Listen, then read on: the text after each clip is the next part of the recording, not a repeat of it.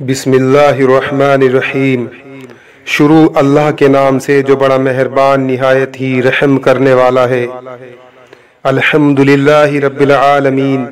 सब तरह की तारीफ़ अल्लाह ही के लिए है जो तमाम मखलूक़ात का परवरदिगार है। अस्सलामु अलैकुम वरहमतुल्लाहि वबरकातुहू।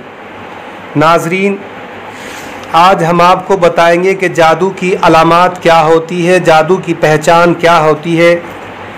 जिसके ऊपर सिहर किया जाता है, जिसका कोई जादू कहीं पर दफन किया जाता है, उसकी पहचान क्या होती है, शिनाख्त क्या होती है। जैसे कि डॉक्टर, हकीम, तबीब अपने तरीके से मरीज़ की तशख़ीस करते हैं, उसकी पहचान करते हैं, उस पर सर्च करते हैं आखिर कौन सी बीमारी है जिसका इलाज हम ठीक से कर सकेंगे। नाज़रीन, इसी तरीके से हम लोग भी उनकी तशख़ीस करते हैं जब मरीज़ हमारे सामने होता है। लेकिन उसकी तशख़ीस के लिए मैंने कई वीडियो पहले ही अपलोड कर दी हैं, जिसमें मैंने बताया है कि तावीज़ात के ज़रिए कैसे हम मरीज़ को पहचान सकते हैं कि इसके ऊपर आखिर क्या है, जादू है या फिर जिन्नात की बीमारी है। नाज़रीन, आज की वीडियो में हम आपको बताएंगे कि सिहर ज़दा की क्या अलामात होती है। उलमा इकराम ने इस किताब के अंदर 18 पहचान लिखी हैं। 18 पहचान यानी 18 तरीके से आप उसको पहचान सकते हैं कि इसके ऊपर जादू है या नहीं। बीमारी अपनी अलामात से पहचानी जाती है। अलामात ना हो तो बीमारी का पता नहीं चल सकता। जादू लाइलाज हरगिज़ नहीं है। ये और बात है कि इलाज ज़रा सब्र आज़मा है, यानी थोड़ी सी देर लग सकती है। झेल में सिहर ज़दा पर जादू के बदअसरात से जो अलामात ज़ाहिर होती है, इस किताब में दर्ज की जाती है ताकि आप मशहूर की मरीज़ की पहचान कर सकें। कहीं ऐसा तो नहीं हो रहा कि आप सिहर ज़दा का जिस्मानी इलाज कर रहे हैं, क्योंकि सिहर ज़दा का शाफ़ी इलाज रूहानी इल्म से ही किया जा सकता है। इसलिए अलामात से आगाही ज़रूरी है। अलामात सिहर मन दर्जा झेल है। नाज़रीन, नंबर 1, सिहर ज़दा इंसान या जादू ज़दा फ़र्द का ज़िंदगी के मामलात में रवैया बिल्कुल अलग होता है। जैसा कि शुगर और दिल के मरीज़ का, यानी मरीज़ चिड़चिड़ा और बहुत ज़्यादा हसास हो जाता है, बात बात पर रोने धोने और लड़ने झगड़ने के लिए तैयार रहता है, ज़हनी तौर पर बेजारी का शिकार हो जाता है, हर उस शय से जो कुछ रोज़े क़ब्ल उसे पसंद थी उससे नफ़रत करने लगता है। नंबर 2, शैतानी आमाल इसे बहुत अच्छे मालूम होने लगते हैं और माजी के किरदार उसे पसंद आने लगते हैं। हर बुरा काम इसे अच्छा लगने लगता है। वो माजी की तरफ बार बार लौट लौट कर जाता है और जिनसे इसे कभी रग़बत रही हो उन्हें शिद्दत से याद करने लगता है और मुस्तक़बिल के बहुत से ख्वाब और बहुत से ख़दशात उसे आ घेर लेते हैं। यानी अगले पिछले आमाल में शैतान इसे उल्टा पुल्टा कर देता है। नंबर 3, मरीज़ खुद को बदकिस्मत जानने लगता है और अल्लाह ताला की रहमत से मायूस होकर कुफ्र की राह अख्तियार कर लेता है। तमाम अच्छे काम एक एक करके उससे छूट जाते हैं और बुरे कामों में इजाफ़ा उसका होने लगता है। मरीज़ को कुछ समझाया जाए तो वो समझने के लिए तैयार ही नहीं होता, हर बात रद्द करता चला जाता है और पागलों की तरह शैतानी आमाल की तरफ रुजू कर लेता है। नंबर 5, मशहूर पर, यानी जिसके ऊपर जादू किया गया है, जब जादू का हमला उसके ऊपर होता है तो उसकी सांस उखड़ जाती है और दिल ज़ोर ज़ोर से धड़कने लगता है। ऐसे में मरीज़ के दिल पर हाथ रखकर देखा जा सकता है कि वो किस कदर काबू से बाहर हो रहा है। अगर पूरे घर में जादू का असर हो तो हर एक लड़ने मरने के लिए तैयार रहता है।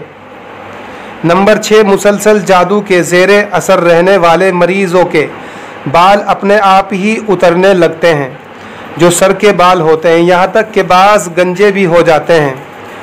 नंबर 7, उलमा लिखते हैं कि जादू से बाज़ औक़ात मरीज़ बिल्कुल पागल हो जाता है और अपना जहनी तवाज़ुन खो बैठता है, जिसको लोग पागल, दीवाना, मजनू कहने लगते हैं। नंबर 8, जादू ज़दा शख्स का नमाज में दिल हरगिज़ नहीं लगता। नंबर 9, घर पर जादू के शदीद हमले की सूरत में वो खाना पीना यकसर तर्क कर देते हैं और चंद रोज़ में बीमार रहकर मर जाते हैं। बाज़ औक़ात कपड़ों या दीवारों पर खून के छींटे भी नज़र आते हैं। नंबर 10, अगर सेहरज़दा मरीज़ कोई लायक तालिब इल्म हो या तालिबा हो तो इल्म के हुसूल से उसकी दिलचस्पी ख़त्म हो जाती है, दिमाग उसका सुस्त रहने लगता है और बाज़ औक़ात तो बिल्कुल उलट जाता है। कॉलेजों और यूनिवर्सिटियों में ऐसे जादू ज़दा तालिब इल्म अचानक आना बंद कर देते हैं और ये समझने लगते हैं कि वो इल्म हासिल करने के काबिल नहीं रहे। यूँ वो इम्तिहान में नाकाम हो जाते हैं। बिलखुसूस मुकाबले के इम्तिहानों में इस किस्म की सूरत हाल बार बार देखने में आती है। नंबर 11, जादू ज़दा मर्द औरत के सर में मुसलसल अक्सर दर्द रहता है, जो दवाई खाने से भी ठीक नहीं होता। जिस्म इंतहाई थका हुआ महसूस होता है, थकावट का एहसास बहुत ही ज़्यादा हो जाता है। सुबह उठकर भी ताज़गी का एहसास नहीं होता। नींद न आने की शिकायत भी अक्सर ऐसे लोगों को हो जाती है या फिर ज़रूरत से ज़्यादा नींद आने लगती है और अहम काम नहीं हो पाते। गर्दन के पिछले हिस्से पर बोझ और खिंचाव सा महसूस रहता है और बाईं तरफ की पसलियाँ गिरफ्त ज़दा महसूस रहती हैं। बाज़ औक़ात जिस्म बहुत भारी हो जाता है और हड्डियों में दर्द की शिकायत पैदा हो जाती है। तबीयत अमूमन शदीद बेजार और सुस्त रहने लगती है। नंबर 12, घर के सुनसान और तारीक कोनों में कमरों से खौफ महसूस उसको होने लगता है। उन तारीकी जगहों पर रुकने से ये 3 चीज़ें महसूस होती हैं। जिस्म में अजीब सी सुरसराहट और सर को चढ़ती हुई चूंटियाँ सी मालूम होती हैं। जिस्म के बाएं जानिब बोझ या अजीब सी हरारत महसूस होती है। सर के बाल सरकते महसूस होते हैं। जिस्म और आवाज़ दोनों में भारीपन हो जाता है। नंबर 13, घर में अजीब सी बोझली रहती है। बाज़ औक़ात ऐसी बदबू के झोंके आते हैं कि जैसे कोई ज़ख्मी पट्टियाँ खोल रहा हो या किसी ने कोई बदबू का पूरा ढांचा इनके घर की तरफ को खोल दिया है। और बाज़ औक़ात गंदगी की भी बदबू आती है, जैसे कि मुर्दार जानवर की होती है। जाली दार सी कोई शय है और सुरसुराहट के साथ कोई हवा सी या तो उसमें दाखिल हो रही है या गुज़र रही है, तो समझ लें कि जादू का हमला अपने उरूज पर है, यानी उसके ऊपर ज़बरदस्त हमला किया जा रहा है। नंबर 15, अज़ान से क़ब्ल सख्त नींद का गलबा उसके ऊपर तारी हो जाता है और जिस्म थकावट सी और बुखार सा जाहिर करता है। नंबर 16, हमले की शिद्दत में मशहूर घर की अशियाँ तोड़ने या घर के बेकसूर अफराद पर बरसना और सख्त ज़बान से बोलना शुरू कर देता है। ऐसा शख्स बात बात पर झगड़ा करने लगता है और अजीब फसाद पैदा हो जाता है। नंबर 18, जिस शख्स पर जादू किया गया हो उसके पेट में यानी मादे में मुसलसल दर्द रहता है।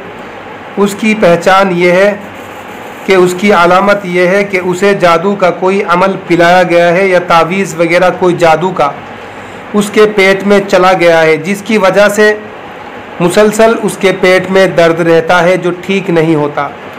नाजरीन, ये थी 18 अलामात जादू की पहचान जिनसे पता चलता है कि ये अलामातें सिर्फ जादू की हैं।